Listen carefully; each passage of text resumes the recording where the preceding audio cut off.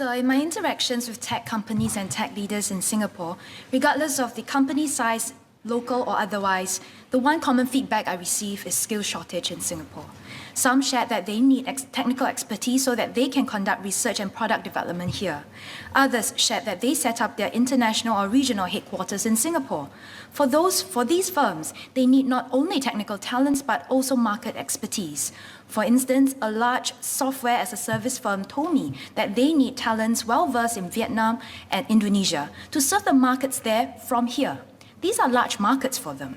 The concern is that if firms like this cannot hire or access these talents in Singapore, then they may be compelled to move certain departments or wholly out of Singapore and leave Singaporeans and Singapore for the worse.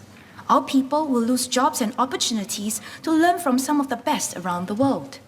As such, I would like to ask for an update on the tech and innovation manpower situation in Singapore now. What are the skills and manpower gaps? Over the next 3 to 5 years, will we have enough Singaporeans to fill those gaps? What else will be done to address the gap so that good tech firms remain invested in Singapore and continue investing in our people? To this end, I would like to share some thoughts and observations and suggestions. First, continue building up our local talents from young.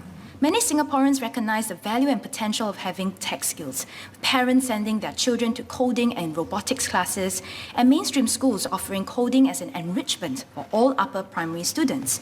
This is a good start, but we should build on the momentum and consider introducing computer language as perhaps a second language in schools, as well as introducing key concepts and uses of new technology in class. The idea is not so much to train everyone to become coding experts, but to inculcate an intuitive understanding of the logic and applications.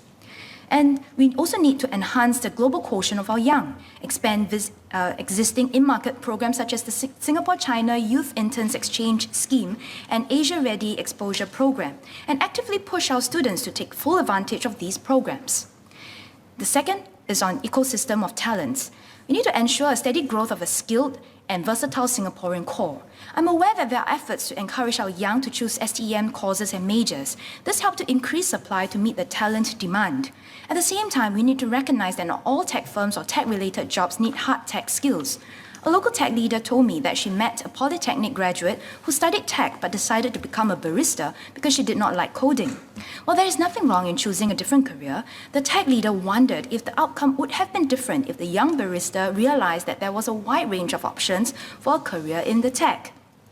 While the public and private sectors could do more to increase awareness on the wide range of career options and groom local talents, the government could also identify specific skills in demand but lacking in Singapore and co-sponsor scholarships with companies to train local talents from young.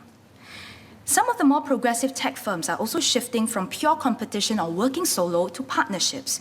Could we therefore put in place a support system for skilled gig workers who are trained and well-versed in different operating systems and softwares so that they form a formidable talent pool for companies here to tap on? In a way, these are interoperable talents. And we also need to continue to be open to good global talents who can and want to contribute. They fill manpower gaps, but are also good people to exchange knowledge, skills, and ideas with so that we can grow together. And the third point is on having more role models. Healthy diversity is beneficial to boosting talent supply and business outcomes. Therefore, we must continue to promote girls and women in tech. Having enough women in tech can shape how girls think of a career in tech, that it is not just for the boys, and give them the confidence to give it a shot. Hence, what is the female representation in tech jobs and tech leadership positions in Singapore? What is the female representation in STEM-related courses in IHLs in 2021 and across IMDA's talent programs? Is the figure stable, decreasing, or increasing? Similarly, we need more stories of successful Singaporean tech leaders who could be role models to inspire more to join their ranks.